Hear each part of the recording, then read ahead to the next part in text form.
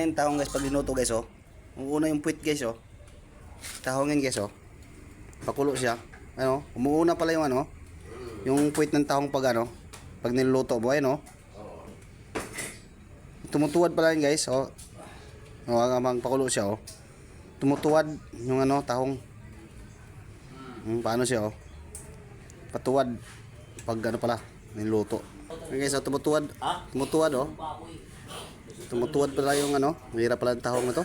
Tumutuwad pala to pag niluluto oh. Kailangan siguro sa tahong siguro ano lang, kinilaw. Oh, tumutuwad. You know. You know.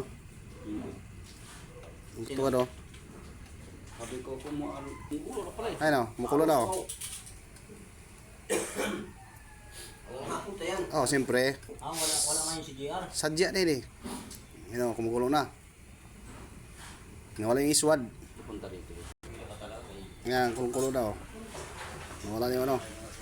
May tumuwad pa rin oh, isa. Tama. Diba yung papakyo yung pusing to? Pwede siya Sarap. 50 pala. 4. Tabang. Tabang, walang asin.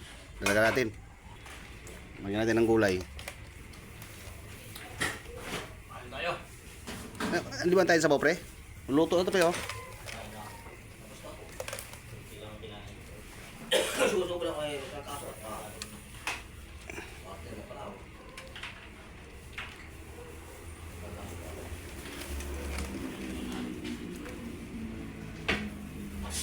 Halo-halo na to.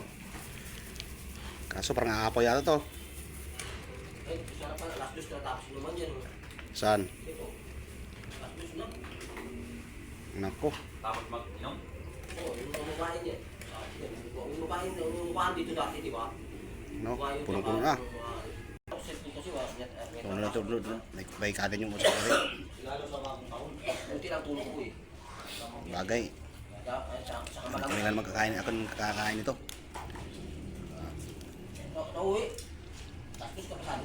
Yung nga sito. Tapos pasado. Kasi nagsalo ako na dito muna ako. Alas 9, nagsimula kaya nagluto ng ulam. Alas 10 nagsimula sila. Tapos alas 10. Tapos takpan natin para luto. Aapaw talaga siya oh. Isang kulo. Wala, kumulo na. Ayan, baliktad, isang baliktad lang. Isang baliktad. Tara natin.